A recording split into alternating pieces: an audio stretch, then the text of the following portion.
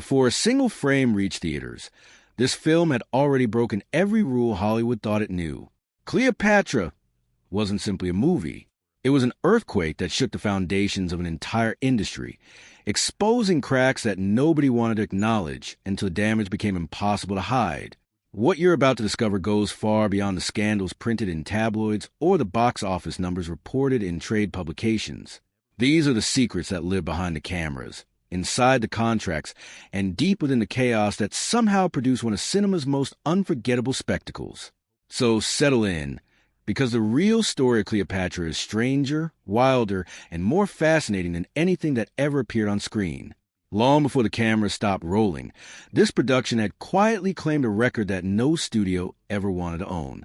Cleopatra became the most expensive film ever made, not through deliberate ambition toward that particular title, but through a series of decisions that each seemed reasonable in isolation and catastrophic in combination. The studio had made early financial commitments that locked them onto a track with no exit ramp. They had promised grandeur on a scale that cinema had never attempted, and once those promises were made to the public, to investors, and to the talent, backing away was no longer a real option. Lavish sets required construction across multiple countries. International filming locations demanded enormous logistical operations. A cast assembled from Hollywood's most expensive talent commanded salaries that would make modern executives faint. Every individual expense carried its own justification, but nobody was watching the total as it climbed past anything resembling reason. The trap that 20th Century Fox fell into was one of pride as much as finance. Once tens of millions of dollars had been committed, admitting that the project was spiraling out of control meant admitting failure in front of the entire world. Studio heads feared the embarrassment of pulling back more than they feared the financial consequences of pressing forward. So the money kept flowing. Each new expense was justified by pointing to all the expenses that had come before it. Walking away would mean writing off everything already spent, and that felt more painful than continuing, even as the debt mounted to staggering heights. By the time production finally wrapped, over $40 million had been consumed, a figure equivalent to hundreds of millions in today's currency. The scale meant to impress audiences had instead become a masterclass in how institutions get trapped by their own unwillingness to absorb an early loss. Elizabeth Taylor understood something that most actors of her era never grasped. She understood that her value to a production wasn't just what she brought to the screen. It was what she represented to the entire project's existence. Without her name attached, Cleopatra was simply another expensive historical drama. With her name on the marquee, it was an event. Taylor leveraged that distinction with a sophistication that stunned Hollywood executives who had spent decades holding all the power in their relationships with talent. Her contract didn't just pay her well. It fundamentally rewired the relationship between studios and stars in ways that would echo through the industry for generations. She secured $1 million up front, making her the first actress in history to reach that milestone, but the money was almost the least interesting part of what she negotiated. Taylor's deal included approval rights over creative decisions that directly affected her, luxury accommodations that would embarrass a five-star hotel, personal staff whose salaries the studio was expected to cover, and contractual provisions that protected her from virtually every traditional studio demand. Executives who had spent their careers dictating terms to actors suddenly found themselves sitting across the table from someone who was dictating to them. The ripple effect spread immediately through Hollywood as other major stars observed what Taylor had achieved and began demanding similar treatment. The studio system that had maintained iron control over its talent for decades cracked under the weight of one contract. Fox had willingly handed over enormous power in exchange for the one thing they couldn't make the film without, and they would spend years dealing with the consequences of that trade. Here is something that almost nobody outside the production knew at the time. The film was essentially made twice. Months of painstaking work, carefully constructed sets, weeks of shooting involving hundreds of cast and crew members. All of it was looked at, evaluated, and then discarded. The decision to scrap everything filmed in England and start fresh represented one of the most expensive and demoralizing choices in the history of Hollywood production. The original footage suffered from a constellation of serious problems that couldn't be fixed in editing or through reshoots.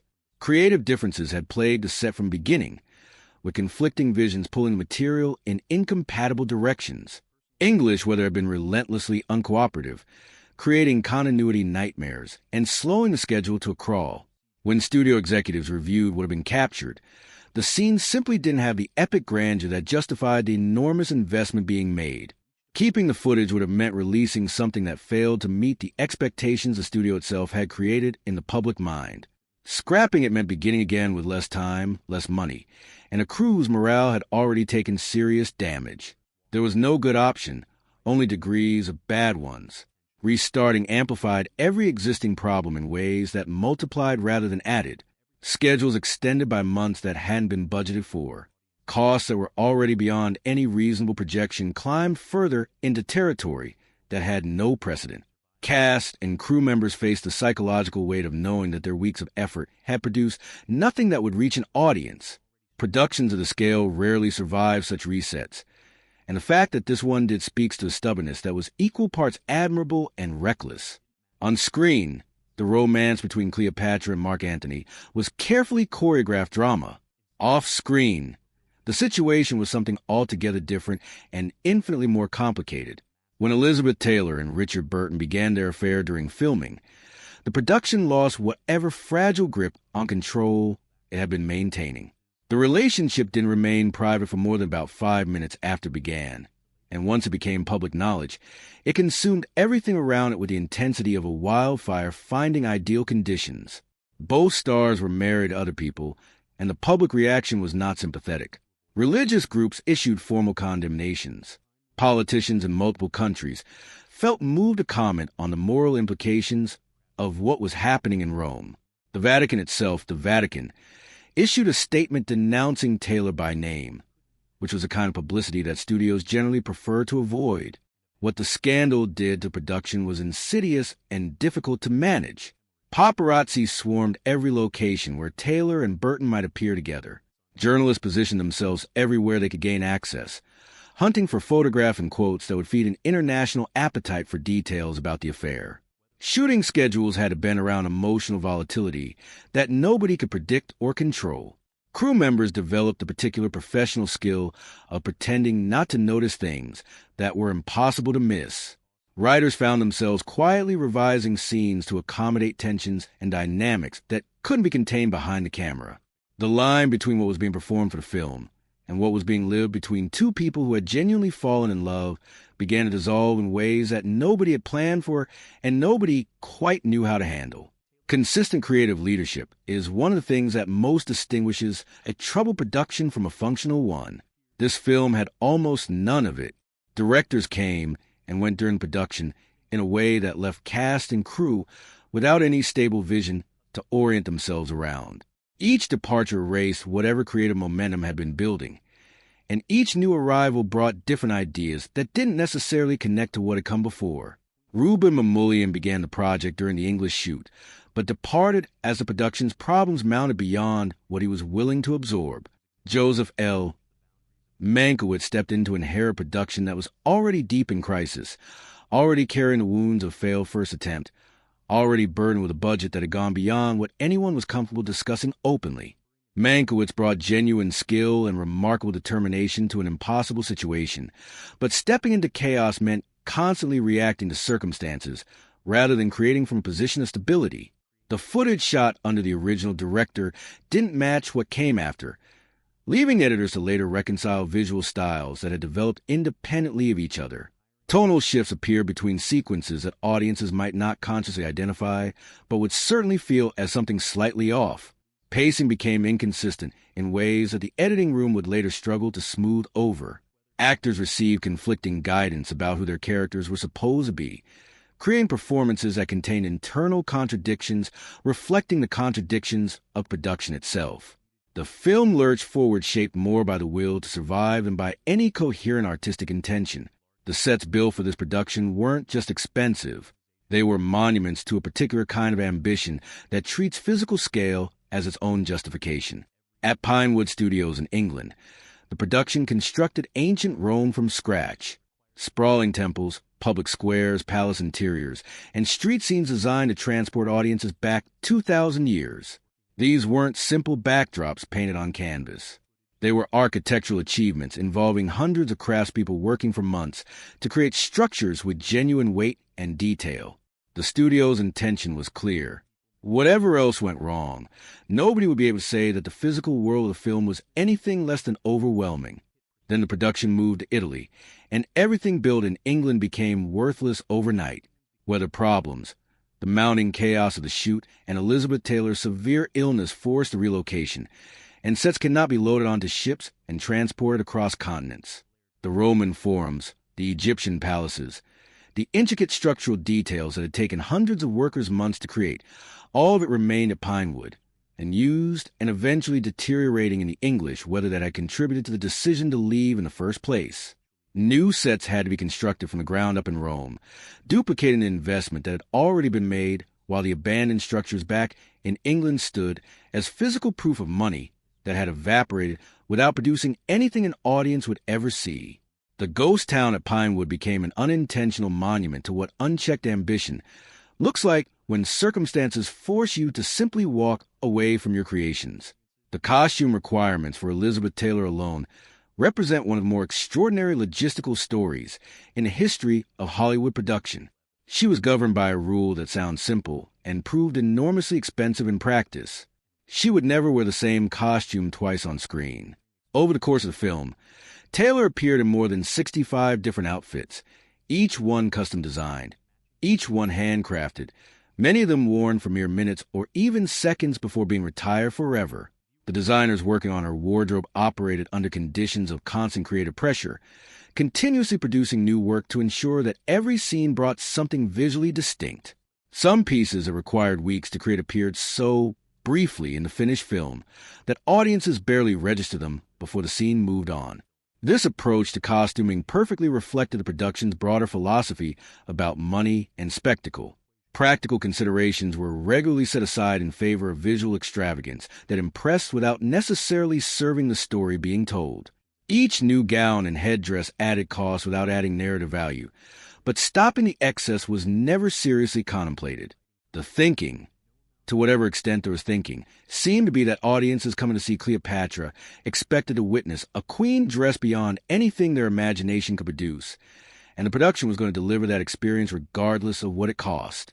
The irony is that many of those 65 costumes remained famous decades later precisely because they were so extraordinary, suggesting that the extravagance at least purchased something lasting even if it wasn't something strictly necessary. Moving a production of modest size from one country to another creates significant logistical difficulties. Moving the largest production in Hollywood history across continents created something approaching complete operational breakdown. The decision to relocate from England to Italy was driven by Elizabeth Taylor's near-fatal illness and the persistent misery of shooting in English weather. But the move itself introduced new disasters to replace the ones it was meant to solve. Cast and crew numbering in the hundreds required international transportation, along with all the complications that involves in terms of contracts, arrangements, and the simple human difficulty of uprooting lives. Equipment, specialized materials, and supplies accumulated over months' production had to follow in expensive shipments. Local crews in Rome had to be hired and trained to the specific standards of production demanded. The relocation was sold internally as a fresh start, an opportunity to reset the production's troubled energy and move forward with renewed efficiency. What it actually produced was additional months added to a schedule that was already years beyond its original projection, and additional millions added to a budget that had already become a source of industry-wide horror. The problems that had defined the English shoot didn't stay behind in England. They traveled with the production, mutating into new forms appropriate to their new environment. The chaos was as portable as the people who had generated it, and it unpacked itself in Rome with the same comfortable familiarity of a traveler settling into a new room. When a film depicts ancient civilizations at the peak of their power, it needs crowds. Not the suggestion of crowds, not 100 extras arranged strategically to imply 1,000 people, but actual overwhelming human presence filling enormous spaces with a visual noise of ancient life. Cleopatra needed those crowds constantly, and managing them proved to be one of the production's most persistent and expensive practical challenges. The famous sequence depicting Cleopatra's entrance into Rome required coordinating thousands of extras in elaborate period costumes, each person needing to hit precise marks while appearing to move naturally as part of a massive organic procession. Timing had to synchronize across distances that made simple communication difficult.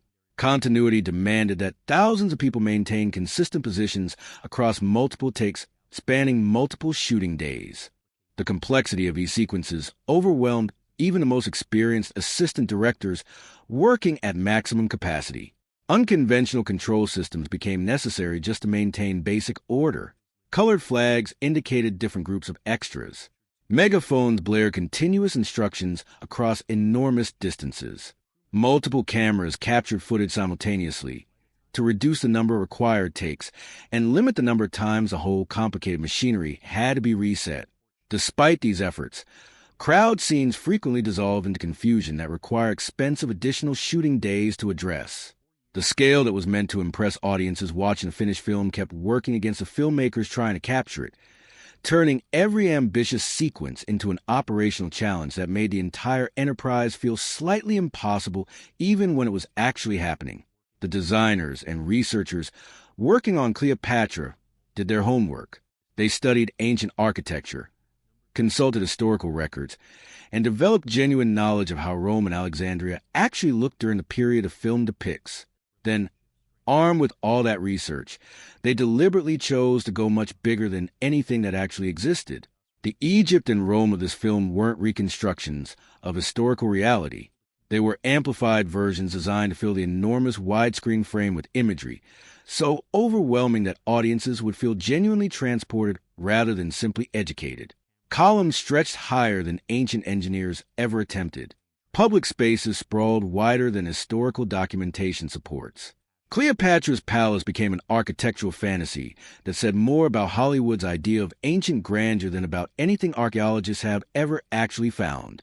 This decision to exceed history rather than replicate, it shaped the film's identity in complicated ways. Audiences received ancient civilizations as impossibly magnificent, matching the romantic fantasies they brought to the theater rather than the dusty and considerably more modest reality that historical evidence suggests. The approach created visual impact that remains striking decades later, even for viewers who understand they're watching fantasy architecture rather than historical reconstruction. But it also created distance between the film and its actual subject, turning real historical events into pure spectacle disconnected from the world where they actually occurred. Bigger became the synonym for important, and production committed to that equation fully, leaving viewers to decide whether the trade between authenticity and spectacle was one they were willing to accept.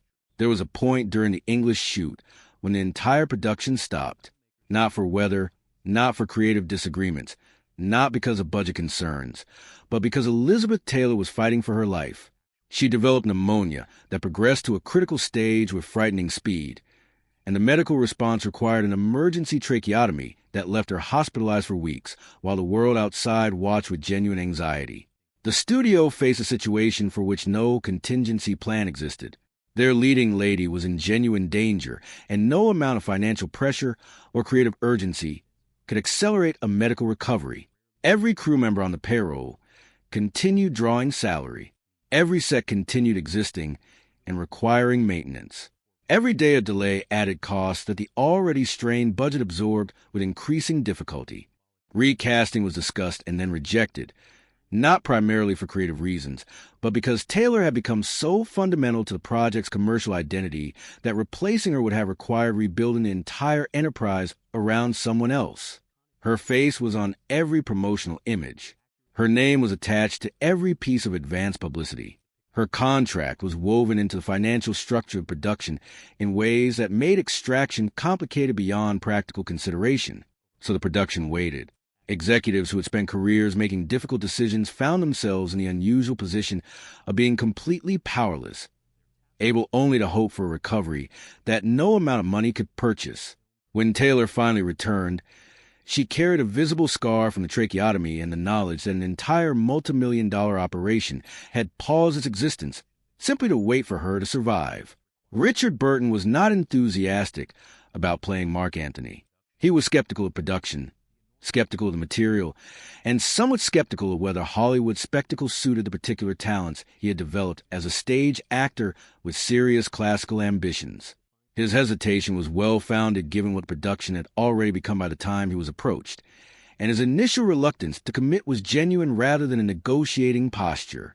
Burton considered himself fundamentally a man of the theater, someone whose gifts had been shaped by Shakespeare and the demands of performing live for audiences who could sense every false note in real time.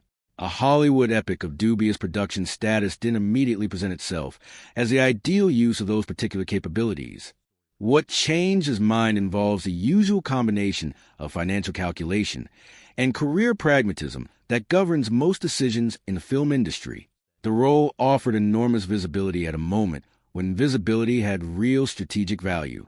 The money was significant, and perhaps there was something in the challenge of the situation itself that appealed to a competitive temperament. Whatever the precise combination of factors, once Burton committed, his initial skepticism seemed to transform into something useful. The reluctance became fuel for a performance of unusual intensity, as if he was determined to justify a decision that hadn't come easily by making it impossible to imagine anyone else having made it.